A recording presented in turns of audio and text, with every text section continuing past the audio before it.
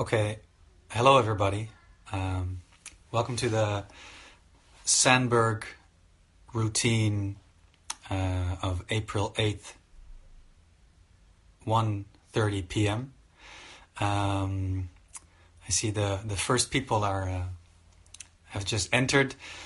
This is an experiment, and I've already found out that the experiment does not work. The experiment was as I am live and streaming this on the Sandberg account, I would also exchange conversations and poetry with a random person in the world. This would be through the app called Dial-Up.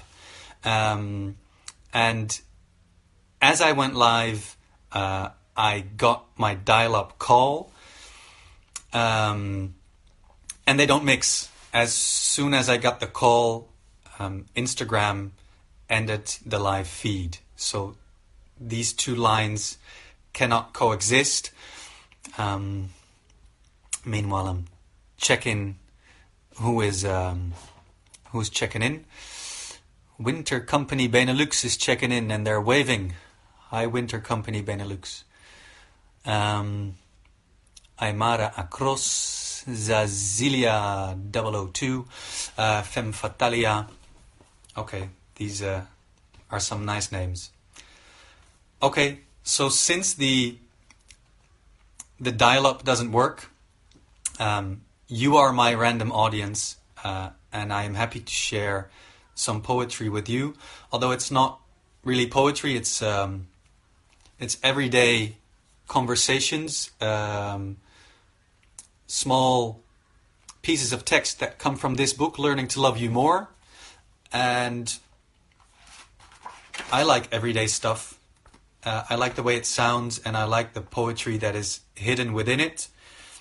I thought I'm just going to choose some stuff concerning death, because that seems to be a theme right now. And I will start with this assignment. So basically, they're all small assignments made by random people. I will read some of the answers that were sent.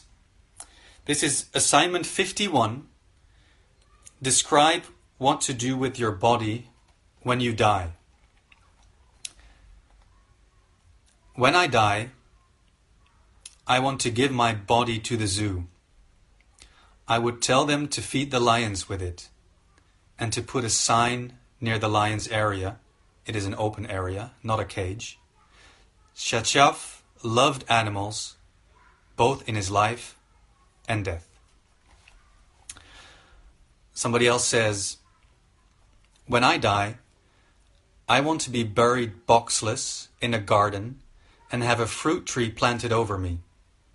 Then in some amount of time, whenever the tree bears its fruits, I want the people who love me enough to do it, to make a pie, or maybe some other delicious fruit pastry, and eat it. I haven't decided what kind of fruit yet, though. A third person says, I'd like my body to be sent outer space, floating between nebulas. Meanwhile, Sander van Noord has checked in, Inga Kruse and Vidakura der Krulofsen international crowd.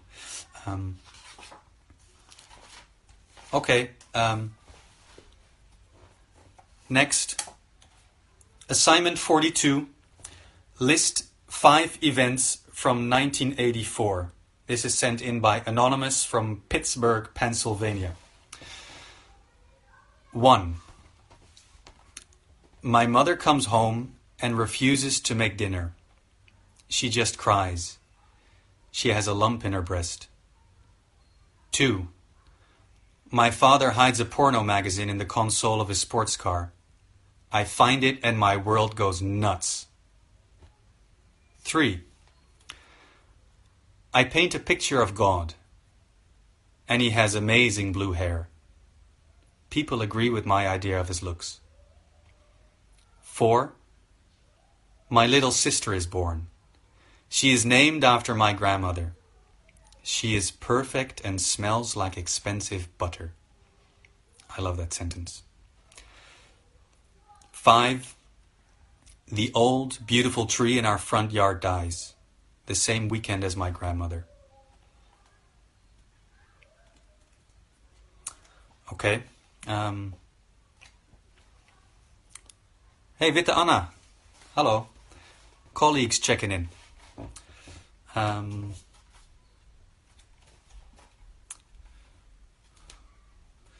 Okay, this one is about the ideal government. I'm sure that everyone has ideas about what an ideal government would look like, especially in these times. I think we are relatively lucky being in the Netherlands. Assignment 61. Describe your ideal government, sent in by Paula Spur from Alberta, Canada. In my perfect world, the government would operate like a loving family. Somebody would be in charge, because somebody has to be or nothing ever gets done. But the person in charge would be like my father was. He would love us, he would listen to our requests, consider them carefully, and then implement them if they were for the good of the whole. I realize a leader like this does not exist on this planet, but I wish he or she did. I wish anarchy could work. Not violent, chaotic anarchy, but people responsible for their own actions and needs anarchy. It seems whenever a person or a group is put in power over other people or groups, they soon become corrupt and self-seeking.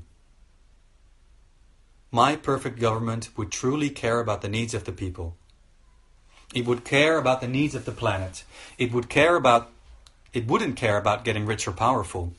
And if my government sensed that it was getting too concerned with its own affairs rather than the affairs of its people, it would step down and let someone else take over. I live in a dream world. It makes it hard to vote come election time. Okay. Wafa Marie, Camilla, Pauline, Maureen, Mark, and Kamomomomomomo are just checked in. Okay, so this is one of my favorites. These are dialogues, and I really like dialogues. Assignment 37. Write down a recent argument. Sent in by Suzanne from Los Angeles, California. 55 freeway, 12:05 a.m. Saturday night on the way home. Me. You know I'm still hungry, Robert. I just wanted a burger. Robert. Then why didn't you get a burger? I said, yes, get a burger. Me? No, you didn't. You rolled your eyes and sighed when I asked, can I have a burger? Robert, raising his voice. What? I did not roll my eyes. Oh my God, you just... Unbelievable. You are so unbelievable sometimes, you know? I said, I motioned, yes, get a burger. What's so goddamn difficult about that? What? Fuck. Why don't you think you even have to ask? Because I don't assume I just get a burger if you order one too. It's your money. You're the one paying, and I don't just assume that. Then that's not my problem, okay? That's your problem. I did not roll my eyes. That's your bad memory. You should have just asked for a burger. It's not a big deal. God, now I'm so upset. Damn it. You're keeping me from eating my burger now. Then shut your mouth and eat your burger. I really enjoyed that one. Okay. I'm getting hearts for that one, so that's cool. Workshop place. Checked in. Wisdom, you. Checked in. Everyone's waving.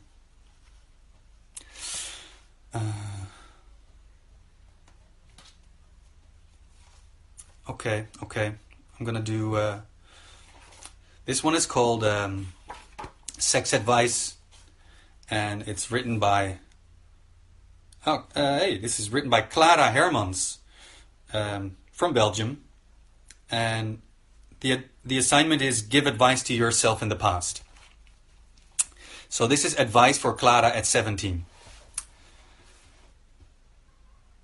Have real sex with your boyfriend. Don't be too careful or too patient. Play the game. Enjoy it. Don't stop playing before you're both tired and satisfied. You'll never be so fully and simply in love again as this first time. By the time you realize how great sex can be, you won't find this overwhelming feeling of total love anymore. So do it now. Jump on him. He's got a great body. He can't take more than just kissing. It's gonna be... this! Exclamation marks. It's gonna be fucking great. You'll regret it later if you never fuck this great creature. And it'll be quite complicated then to knock on his door to ask him for another night. That was it. Sex advice. Steven van Teeseling. Sculpture Art Man. Franek Zatonsky. New chickens. We're on 19 now. It's a crowd. Okay, I'm gonna do a last one, which is again about death. I'm mixing it up a bit. I think that's nice. But we're going to end with death.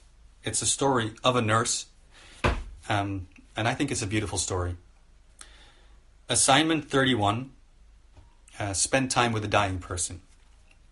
Sent in by Anonymous from Danville, California.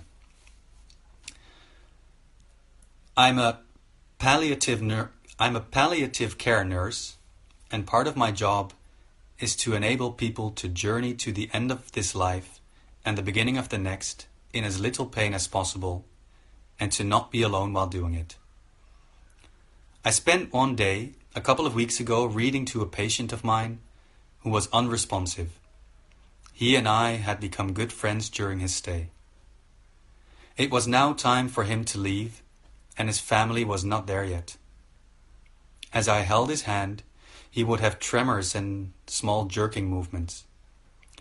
I thought perhaps he did not want me to hold his hand. But as I started to let go, his hand searched for mine and I grasped his. We sat there for some time in silence. But I would also sing and pray and just talk so that he would know I was there for him. It is my favorite part of my job. I hope when it is my turn that there is someone there to hold my hand and let me know that I am not alone. Okay, that was the last story. This was my first Sandberg live routine, part of the Sandberg routine program, where there are several activities: reading, cooking, cleaning. This was part of connecting. I was supposed to connect to a random person through a quarantine chat, which is part of dial-up.